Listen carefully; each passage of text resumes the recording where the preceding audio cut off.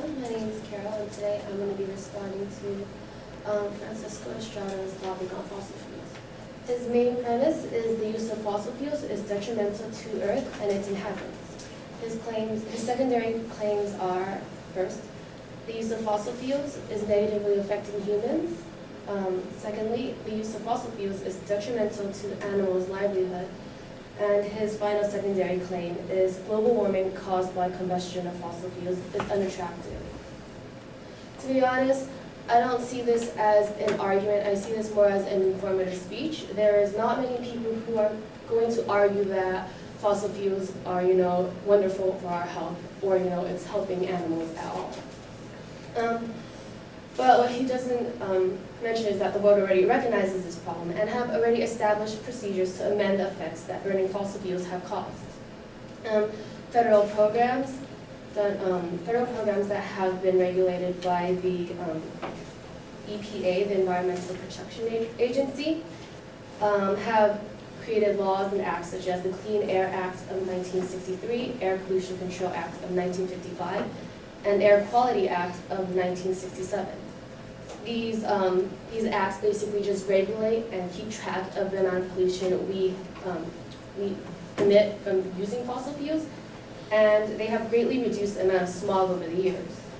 For example, in a study done by an Institute for Energy Resource, they monitored the amount of SO2, which is the main thing that's emitted from burning fossil fuels, coming from these factories, and they have found that SO2 emissions have decreased by almost 40% from 1970 to 2006.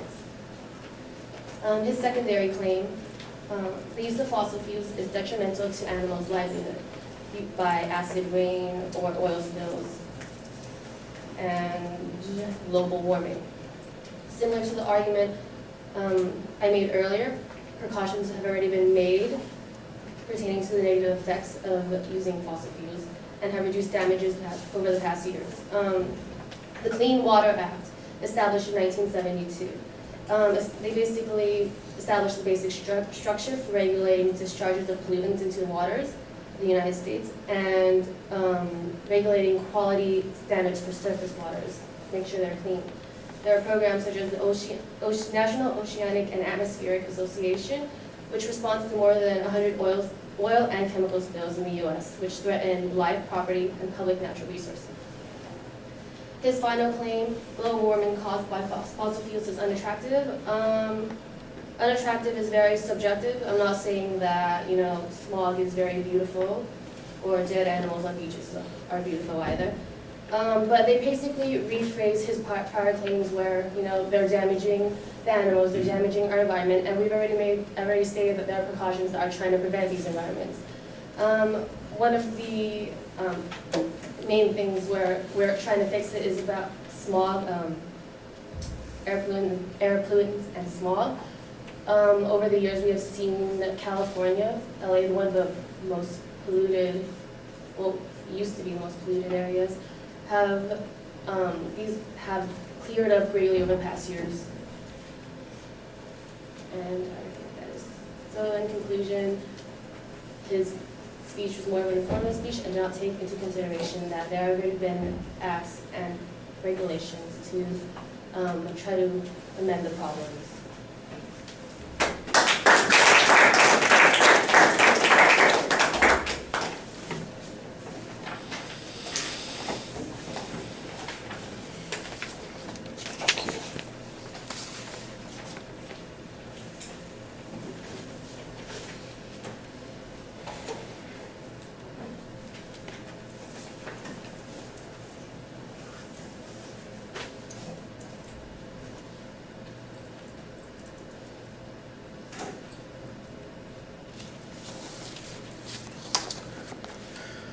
All right, so you have a general response to the issue suggesting that there isn't really a dispute on some of these things, and I think that that's probably a reasonable answer to take. Nobody's going to deny that fossil fuel has problems and complications. So then the question becomes, how significant is it, and is it more significant or dangerous than whatever advantages we get from it? And I was kind of surprised that there isn't any discussion of what the on-balance advantages are. For example, if you could show that fossil fuels have helped human beings in any way, well, that responds to that first point. And there are lots of ways that you can demonstrate that fossil fuels have helped human beings. The energy that's provided creates all kinds of changes in agriculture, living conditions, expanding job opportunities, improvement in human health. That would not be hard to document at all. And all of a sudden, the impact of on humans, which is vague from the advocate's point of view, would be something that's quantified from your point of view. I do think, though, that you have a good response on this particular point, which is that we've done much to mitigate the impact of negative fossil fuels,